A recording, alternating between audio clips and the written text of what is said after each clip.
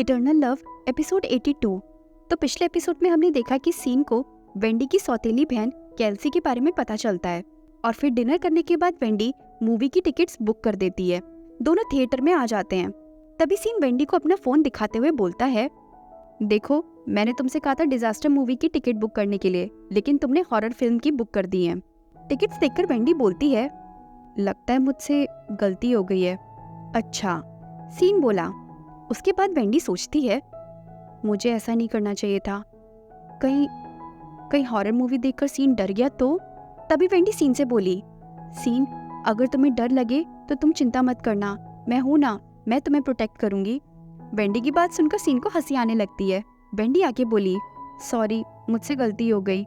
तभी scene Wendy से बोला, अच्छा ठीक है, लगता है मैंने तुम्हें ज्यादा कमजोर समझ लिया था, लेकिन तुम तो बहुत स्ट्रांग हो, है ना? तभी मूवी में एक स्केरी सा सीन आता है जिसे देखकर वेंडी थोड़ा सा चौंक जाती है, लेकिन वही सीन डरने की एक्टिंग करते हुए और वेंडी के पीछे छिपते हुए बोलता है, मुझे बहुत डर लग रहा है। तभी सीन धीरे से वेंडी के कान में बोलता है, क्या हुआ? क्या तुम मेरा मतलब है मुझे प्रोटेक्ट नहीं करोगी? वेंडी सब समझ रही थी कि सीन क्या कहना चाह रहा है। सीन की बातें सुनकर वेंडी को शर्म आ जाती है और उसके बाद दोनों ही एक दूसरे को ब्लश करते हुए देखने लगते हैं। मूवी के टाइम पर बार बार बीच में सीन वेंडी के साथ फ्लर्ट करता था और इस तरह दोनों अपनी मूवी देखने लगते हैं। तभी वेंडी सोचती है, क्या करूं मैं तो मूवी पर फोकस ही नहीं कर पा रही हूँ। उसके बाद वेंडी केल्सी की बातों को याद करती है, जब उसने कहा था कि सीन वेंडी में इंटरेस्टेड है क्योंकि वो उसे बहुत अच्छे से ट्रीट करता है। अभी जिस तरह से सीन वेंडी के साथ फ्लर्ट कर रहा है वो देखकर और केल्सी की बातों को याद करते हुए वेंडी के चेहरे पर स्माइल आ जाती है।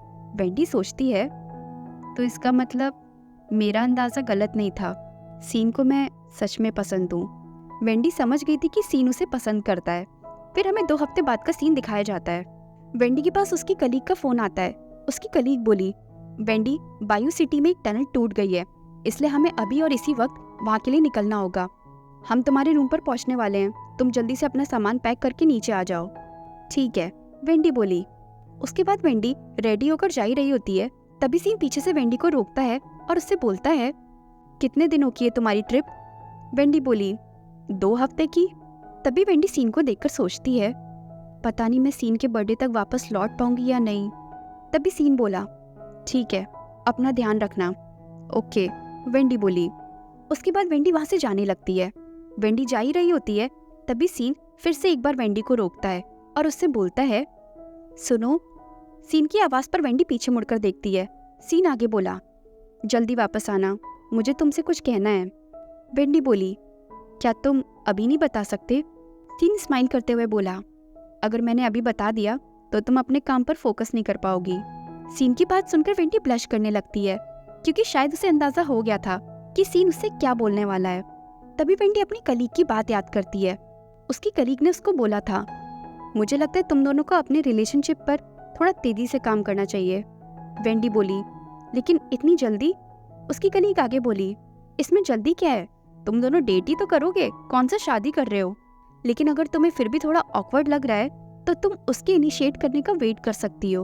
और जैसा कि वेंडी चाहती थी कि सीन पहले उससे अपनी दिल की बात बोले, तो देखते हैं आगे कौन दोनों में से पहले कन्फेस करता है। और इस तरह वेंडी और उसकी कलीग बायू सिटी जाने के लिए निकल जाते हैं।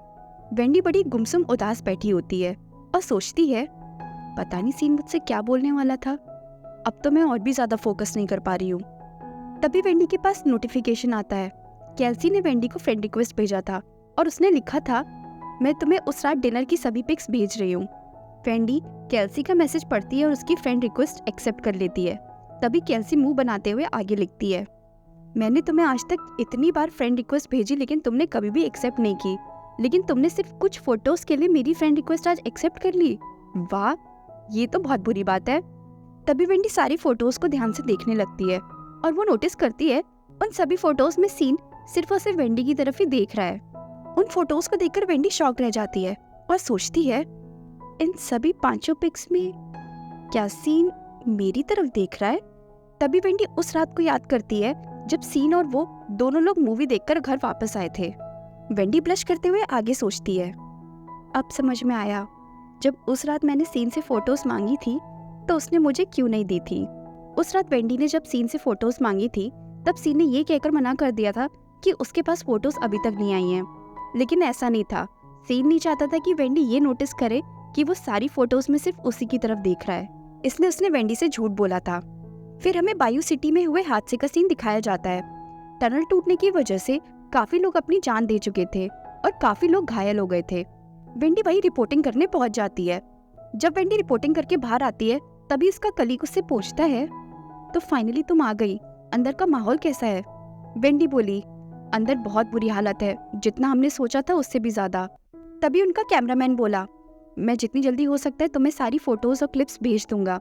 वेंडी बोली, ठीक है, और मैं जल्दी जल्दी रिपोर्ट बना लूंगी। तभी उसके कलीग का ध्यान वेंडी के गले पर जाता है। उसका कलीग बोला, वेंडी तुम्हारे गले पर क्या हो गया है? दूसरा कलीग बोला, हाँ, और इसमें से खून भी निकल रहा है, तुम्हारी चोट कैसे लगी? वेंडी बोली, शायद काम करते वक्त कहीं से लग गया होगा। उसका कलीग आगे पूछता है, तुम्हारे ज्यादा दर्द तो नहीं हो रहा है? वेंडी बोली, अभी तक तो नहीं हो रहा था, लेकिन अब जब ध्यान चला गया तो थोड़ा सा लग रहा है, लेकिन इट्स फाइन, मैं अपने साथ दवा लेकर आई हूँ। और इस तरह रात के 2 बजे तक वेंडी और उसके कलीग सभी बैठकर रिपोर्ट बनाने में लगे हुए थे। काम खत्म करने के बाद वेंडी अंगड़ाई लेती है और सोचती है, आज के लिए इतना काफी है। उसके बाद वेंडी अपना फोन चेक करती है तो उसने देखा था कि सीन ने उसे वॉइस मैसेज भेजा है, जिसमें सीन ने बोला था, अब सिर्फ 12 दिन बचे हैं और जब तुम ये मैसेज सुन लो तब मुझे पिन कर देना। तभी सीन का मैसेज सुनकर वेंडी सोचती है, पहले ये मुझे सिर्फ टेक्स्ट करता था, लेकिन आजकल ये मुझे वॉइस मैसेजेस भेजने लगा है। Got it. वेंडी सीन को रिप्लाई कर देती है। वहीं दूसरी तरफ सीन भी वेंडी का मैसेज देख लेता है और वेंडी का मैसेज देखकर सीन के चेहरे पर स्माइल आ जाती है। और इस तरह अगले 4 दिनों तक वेंडी ने सभी एक्सपर्ट्स, विक्टिम्स और इस हादसे से जितने भी लोग जुड़े हुए थे उन सभी का इंटरव्यू लिया। और सभी का इंटरव्यू लेने के बाद वेंडी देर रात तक जगकर अपनी रिपोर्ट को खत्म करती थी। रिपोर्ट खत्म करने के बाद वेंडी लेट जाती है और सोचती है, अब मैं थोड़ा सा आराम कर लेती हूँ, कल और भी सारे इंटरव्यू लेने हैं। वेंडी लेटी होती है तभी अचानक से उसे कुछ याद आता है और वो ब्लश करते हुए उठकर बैठ जाती है और सोचती है, आज तो मैंने सीन का मैसेज देखा ही नहीं। तभी वेंडी सीन का मैसेज देखती है जिसमें सीन ने वॉइस मैसेज किया था, अब 8 दिन बचे हैं और हाँ, जब तुम मेरा मैसेज सुन लो तो मुझे एक एप्पल भेज देना। सीन का मैसेज पढ़ते हुए वेंडी को रियलाइज होता है कि आज तो क्रिसमस ईव है।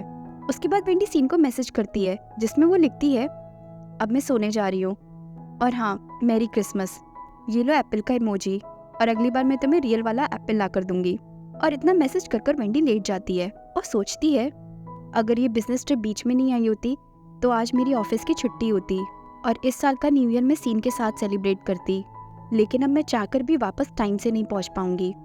वहीं दूसरी तरफ सीन भी वेंडी के मैसेजेस पढ़ रहा था। तभी सीन के दिमाग में एक आइडिया आता है और वो वेंडी को वॉइस मैसेज भेजता है जिसमें वो बोलता है, अपना दरवाजा अंदर से ठीक से बंद कर लेना, कहीं तुम नींद में इधर उधर ना चलने लगो।